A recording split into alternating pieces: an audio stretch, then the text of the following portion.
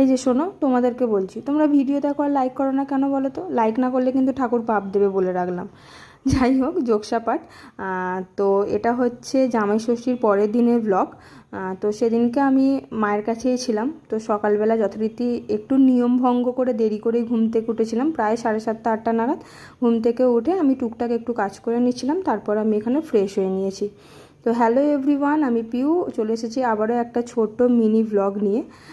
তো সেদিন বাপের বাড়িতে দেখলাম কি গাছে অনেক পেয়ারা হয়েছে, তাই আমি ঘুম থেকে উঠে কয়েকটা পেয়ারা পেড়ে নিচ্ছিলাম।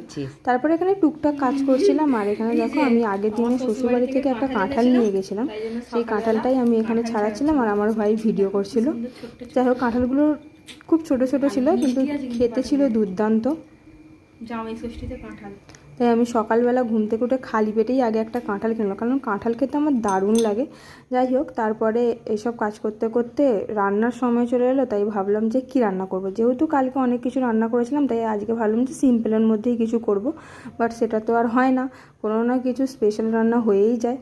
তাই সেদিনকে ভাবলাম যে আমি একটু মিক্স ফ্রাইড রাইস করব। তাই এখানে একটু গাজর, বিনস, একটু চিকেন কিমা আর একটু ডিম ভালো করে ভেজে রেখে দিয়েছিলাম। আর চিলি চিকেন করবো বলে এখানে চিকেনটা আগে থেকে ম্যারিনেট করে রেখেছিলাম।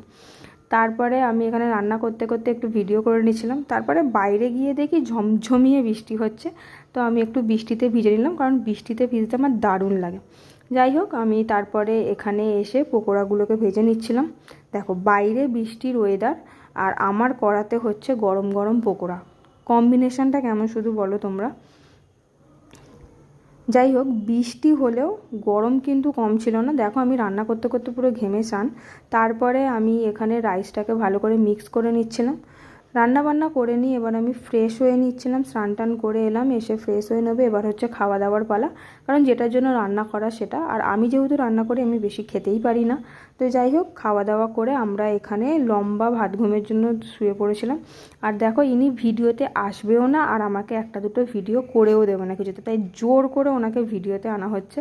তাই হোক, লম্বা ঘুম টুম দিয়ে আমরা ঘুম থেকে উঠে সন্ধে হয়ে গেছে যথারীতি। তারপরে এবার হচ্ছে বাড়ি আসবো, দুদিনের ছুটি কাটিয়ে এবার বাড়ি আসার পালা। ষষ্ঠীর ঘোরা হয়ে গেল আর আমি বাড়ি চলে যাই। এই ব্যাগটা নাও তুমি।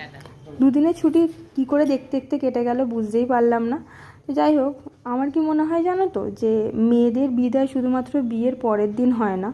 মেয়েরা যতবারই বাপের বাড়ি থেকে শ্বশুর বাড়িতে আসে, সেটা যত কাছেই বাপের বাড়ি হোক না কেন, ততবারই মেয়েদের মনের ভেতরটা কিনকিন করে ওঠে। তো যাই হোক, আমি চলে এসেছি এখানে। আর শাশুড়ি মা এখানে দরজা খুললেন, আর এসেই আবার আগের মতন ব্যস্ত শিডিউল, দুদিনের ছুটি